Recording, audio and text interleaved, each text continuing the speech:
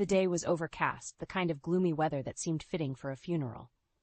As I stood there, surrounded by mourners, I couldn't help but reflect on the life of Charles, my father-in-law. He had been a kind man, a pillar in the community, and his absence left a void that was palpable in the air.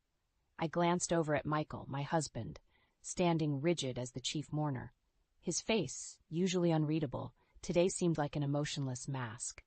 I wondered, not for the first time, what thoughts were hiding behind that facade. The funeral procession was a grand affair, much like Charles himself.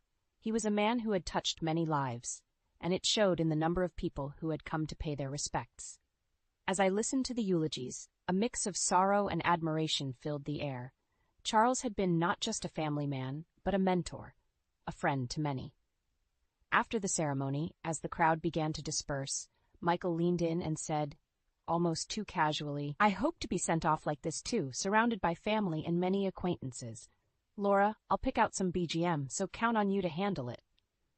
His words struck me as odd, given the solemnity of the moment. It was typical of Michael to think about himself even in the face of his father's death.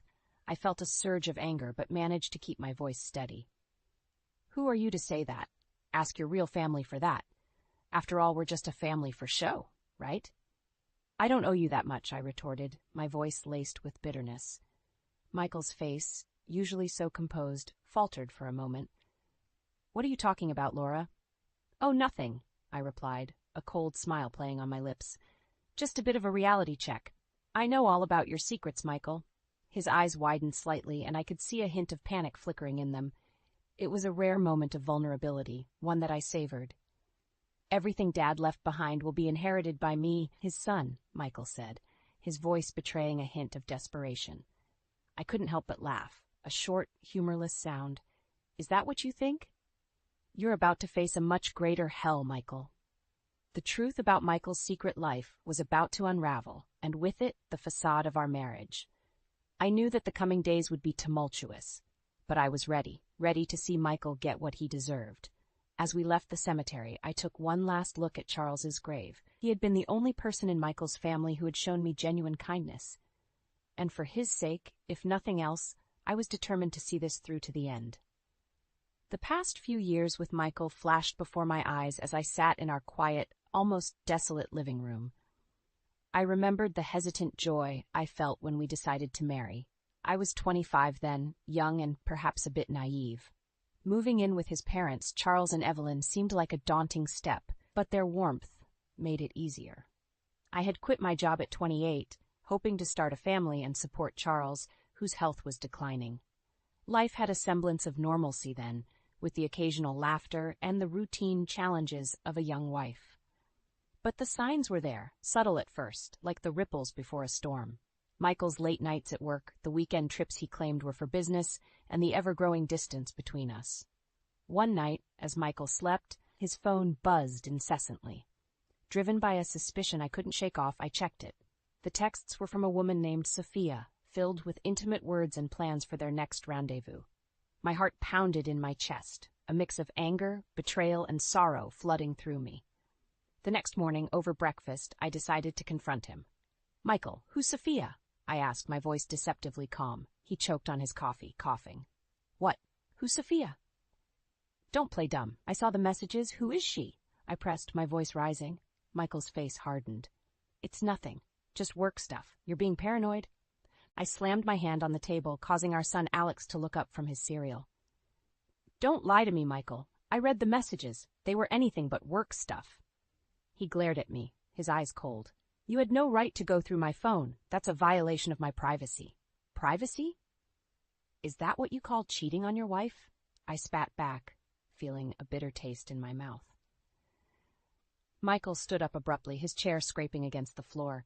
"I don't have to explain myself to you. You're just a housewife. What would you know?" I felt a sting at his words, but I held my ground. "A housewife who's been keeping your home, raising your son while you gallivant around with some mistress. I deserve better than this, Michael." He snorted. "You deserve better? You're lucky to have me. Without me, you're nothing."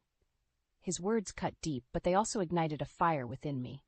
I knew then that our marriage was beyond salvaging. It was time for Michael to face the consequences of his actions.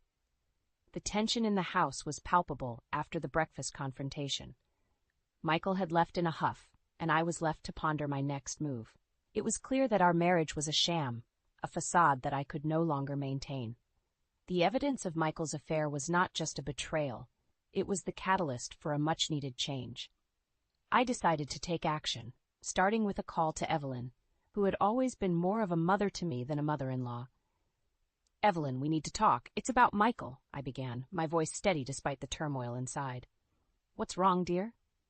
Evelyn's voice was laced with concern. "It's Michael. He's having an affair," I said bluntly, the words tasting bitter. There was a pause on the other end, a heavy silence that spoke volumes. I had my suspicions, but I didn't want to believe it. Evelyn finally replied, her voice tinged with sadness. "We agreed to meet in person to discuss everything. I knew this was just the beginning of a long and difficult journey." Later that day, Michael returned home, his demeanor one of forced nonchalance. "So, have you calmed down now?" he asked, a mocking tone in his voice. I looked at him, my resolve hardening. "Calm? No, Michael. I'm far from calm. I've decided what to do next." "And what's that?" he asked, a smirk playing on his lips. "I want a divorce, Michael. I can't be part of this lie anymore," I stated, my voice unwavering. Michael's smirk disappeared, replaced by a look of disbelief. "Divorce? You think you can just decide that on your own?" "It's not just my decision. Your actions made it inevitable," I countered. He laughed, a cold, harsh sound. "You think you can survive without me? You're nothing but a housewife, Laura. You have no idea how the world works." "That may be, but I'd rather face the world alone than live another day in this sham of a marriage. And I'll make sure everyone knows exactly what kind of man you are," I retorted, the words fueled by years of pent-up frustration and hurt. Michael's face turned red with anger. "You wouldn't dare." "Oh, I would. And I will," I said, a sense of empowerment rising within me. This was the tipping point, the moment when the facade crumbled and the battle lines were drawn. I was ready to fight for my dignity, for my son's future. Michael had underestimated me for far too long.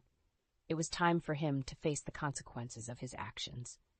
In the days following my declaration, the house became a battleground of icy silences and sharp exchanges. Michael's arrogance was palpable, but I was undeterred. Armed with the evidence of his infidelity, I started to plan my next moves. Evelyn was my rock during this time. She, too, was disillusioned with her son's actions.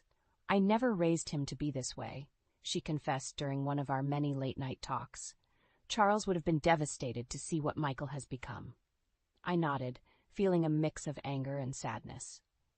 "We'll get through this, Evelyn. We'll make sure he doesn't get away with it." My first step was to meet with the lawyer Charles had introduced me to years ago. He was an old family friend and was appalled by Michael's behavior. "We'll make sure he pays for this," he assured me, his eyes steely. We started by cutting Michael off from Charles's inheritance. The will was clear, and with Charles's recent amendments, Michael's entitlement was reduced to a pittance. This hit him hard. He had always assumed he would inherit a significant sum, and the reality of his situation was a bitter pill to swallow. The news of his affair and his subsequent disinheritance spread like wildfire. I made sure of it. His reputation, both within our social circles and at his workplace, began to crumble. The smug, confident man I had married was now a shadow of his former self, his arrogance replaced by a desperate, almost pitiable, need to salvage his image. But I didn't stop there. "You won't get a penny in alimony," I told him during one of our confrontations, "and I'll make sure everyone knows exactly what kind of man you are." Michael's response was a mix of anger and disbelief. "You can't do this to me. I'm your husband." "You were my husband," I corrected him coldly. "Now, you're just a man who betrayed his family." Evelyn supported me every step of the way. We became a united front against Michael, a team determined to see justice served. And as the legal proceedings began, it became clear that Michael was fighting a losing battle. His attempts to turn the tide were feeble and easily countered. The evidence against him was overwhelming, and his pleas fell on deaf ears. He was a man undone, his actions catching up to him in the most spectacular of ways. As I watched him flounder, a part of me felt vindicated. This was the karma he deserved.